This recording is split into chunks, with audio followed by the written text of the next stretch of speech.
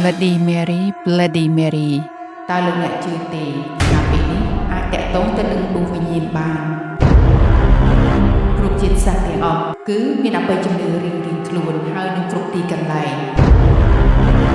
ចុះសម្រាប់លោកអ្នកវិញតើលោកអ្នកមានសេចក្តីក្លាហានប៉ុណ្ណាក្នុងការពិសោធន៍អំពីរឿងនេះ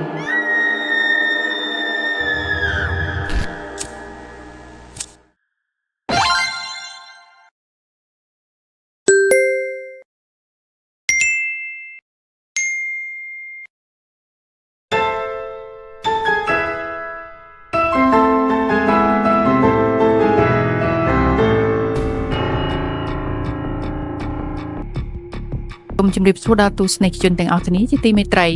រីករាយក្នុងការវិលជួបគ្នាម្ដងទៀតហើយចាហើយទីនេះគឺជា Channel 956 Studio ដែលជាឃ្លាំងផ្ទុកទៅដោយរឿងរន្ធត់បែបខ្លីបែបព្រីព្រួយនិងបែបវិទ្យាសាស្ត្រផងដែរហើយនៅក្នុងពេលនេះផងដែរនាងខ្ញុំនឹងលើកយករឿងរន្ធត់បែបខ្លីថ្មីមួយរឿងទៀតហើយដែលតាក់ទងទៅនឹងអបិយជំនឿនៅលោកខាងលិចវិញម្ដងរឿងនោះមានចំណងជើងថា Bloody Mary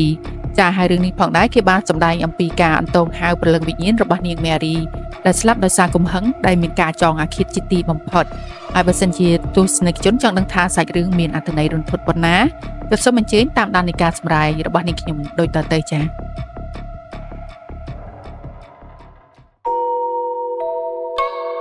ចាប់ផ្ដើមដំបូងនៃសាច់រឿងទស្សនិកជនបានឃើញថាមាននារីម្នាក់កំពុងតែអង្គុយនៅក្នុងបន្ទប់ដែលមានសភាពស្ងាត់ងងឹតឈឹងហើយនាងបានដុតទៀនមួយគូនៅមុខកញ្ចក់ហើយពោលពាក្យថា Bloody Mary Bloody Mary ភ្លាមនោះក៏មានស្រមោលអ្វីម្យ៉ាងបានរត់កាត់យ៉ាងលឿនពីក្រោយខ្នងរបស់នាងទៅធ្វើឲ្យនាងមានសភាពភ្ញាក់យ៉ាងខ្លាំងតែនេះមិនធ្វើឲ្យនាងបោះបង់នូវការព្យាយាមរបស់នាងបានឡើយនាងងាកមកវិញបន្តពោលពាក្យថា Bloody Mary Bloody Mary បន្តទៀតតែអ្វីដែលគួរឲ្យខ្លាចនោះទៀនដែលទើបនឹងដុតពីមុខរបស់នាងអំបញ្ញមិញនេះក៏ចាប់ផ្ដើមរលត់ទៅដោយអាចកំបាំងហើយមានដៃដ៏ចម្លែកមួយបានផុសចេញពីកញ្ចក់មកកាច់បំបាក់កនាងយកតែម្ដងអូតាមពិតទៅនេះជាគ្រាន់តែឈុតឆាកនៃការសម្ដែងតាទស្សនិកជនហើយអូនាងខ្ញុំនេះចូលតួអស់មួយចិត្តមួយថ្លើមបាត់ទៅហើយក៏ប៉ុន្តែមិនអីទេទស្សនិកជនឲ្យតែទស្សនិកជននឹងចូលចិត្តនាងខ្ញុំសុខចិត្តចូលតួតែម្នាក់ឯងក៏បានដែរចាឥឡូវហ្នឹងបាយមកតាមដាននៃការសម្ដែងរបស់នាងខ្ញុំជាបន្តទៀតបន្ទាប់ពីនាងម៉ាសាគាត់បានបញ្ចប់នៃការថតរបស់នាងហើយនាងក៏បានចូលទៅក្នុងបន្ទប់បដូរសម្លៀកបំពាក់ដើម្បីជូតមុខរបស់នាងចេញហើយទស្សនិកជនបានដឹងទេថាមានរឿងអីកើតឡើងភ្លាមនោះភ្លើងអគ្គិសនីនៅក្នុងបន្ទប់នោះក៏ចាប់ផ្ដើមរអាក់រអួលដោយគ្មានហេតុផលទេធ្វើឲ្យនាងនឹងមានភាពងឿងឆ្ងល់នាងគិតថាប្រហែលជាក្រុមបច្ចេកទេសនឹងគាត់បានធ្វើអ្វីមួយហើយបាទនាងក៏ចាប់ផ្ដើមស្រែកសួរទៅខាងក្រៅក៏ប៉ុន្តែពុំមានចម្លើយអ្វីទាល់តែសោះស្រាប់តែរំពេចនោះក៏មានសម្លេងមួយដែលបានខ្សឹបដាក់តិចនាងភ្លាមថាជានេតិនេះ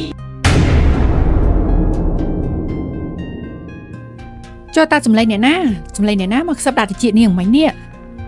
ម៉ាសាមានភាពច្បុកច្បល់ក្នុងខ្លួនមែនតើហើយនាងក៏ចាប់ផ្ដើមបើកទ្វារចេញមករកមនុស្សនៅខាងក្រៅក៏ប៉ុន្តែក្រុមការងារក៏បានចាក់ចេញពីកន្លែងថតអស់បាត់ទៅហើយទុកឲ្យនាងនៅទីនោះតែម្នាក់ឯងតែប៉ុណ្ណោះ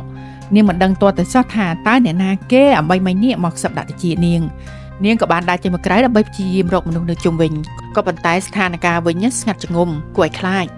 ម៉ាសាកាន់ទៀនមួយនៅក្នុងដៃទាំងអារម្មណ៍ឆ្ងល់ផងភ័យផងខំសម្លឹងមើលទៅកាត់ភាពងងឹតនឹងដើម្បីរកមនុស្សនៅក្បែរក្រែងលួមាននរណាម្នាក់នៅក្បែរនោះក៏ប៉ុន្តែអ្វីដែលនៅមិនគួរឲ្យជឿគឺមិនមានមនុស្សទេតែបែរជាមានស្រមោលអ្វីម្យ៉ាងធ្វើដំណើរកាត់ពីក្រោយខ្នងនាងឆ្វាច់ដូចជាផ្លែបន្ទោលរកតែនាងនឹងរកមើលមិនទាន់ទាល់តែសោះហើយចង់ដឹងថានោះគឺជានរណាទៅម៉ាសាក៏ខំកាន់ទៀនមួយដើរតម្រង់ទៅទីងងឹតដែលស្រមោលមួយនោះបានធ្វើដំណើរទៅកាន់ក៏ប៉ុន្តែធ្វើឲ្យអារម្មណ៍របស់នាងនឹងមានភាពរអាក់ខ្លាំងទៅព្រឺឆ្អឹងខ្នងទៅឲ្យទស្សនិកជនហើយនាងប្រកាសជាដឹងខ្លួនថានាងនឹងអាចប្រឈមមុខនឹងអ្វីដែលនាងមិនចង់ឃើញហើយក៏ប៉ុន្តែទោះយ៉ាងណាក៏ដោយនាងក៏ត្រូវតែជំនះភាពភ័យខ្លាចមួយនោះដើម្បីរកប្រភពនៃរូបភាពនោះឲ្យពិតប្រាកដ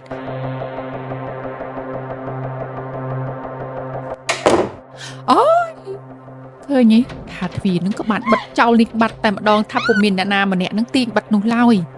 ហើយចំណែកក្រុមការងារពួកគាត់ដើរទៅដើរមកកន្លែងដែលម៉ាសាគាត់កំពុងតែជាប់ទ្វារនៅក្នុងហ្នឹងណាក៏ប៉ុន្តែគាត់ពុំបានទទួលនៅសម្លេងដែលម៉ាសាគោះទ្វាររកជំនួយនោះឡើយហាក់ដូចជាមានអ្វីម្យ៉ាងបង្ខាំងសម្លេងរបស់នាងមិនឲ្យពួកគេបានលឺអញ្ចឹងហើយទស្សនិកជនហើយម៉ាសានៅខាងក្នុងវិញណាគាត់ប្រកាសជាដឹងហើយថាគាត់នឹងជួបអ្វីនៅក្នុងពេលបន្តិចទៀតនេះពីក្រោយខ្នងតែជាក់ព្រឺឆ្អឹងខ្នងឡើងខ្ញាក់តែម្ដង នាងក៏ចាប់ផ្ដើមកាន់ទៀនមកបញ្ឆេះមើលទស្សនិកជនហើយគឺពាក្យមិនឃ្លាដែលធ្វើឲ្យនាងបាសសក់កញ្ញាងតែម្ដងខ្ញុំនៅទីនេះ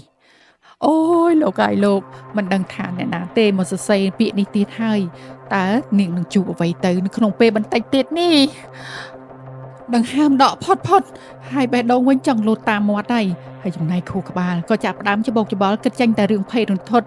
ភ្នែកសម្លឹងមិនដាក់ទេទៅលើតួអក្សរមួយឃ្លានៅលើកញ្ចក់នោះ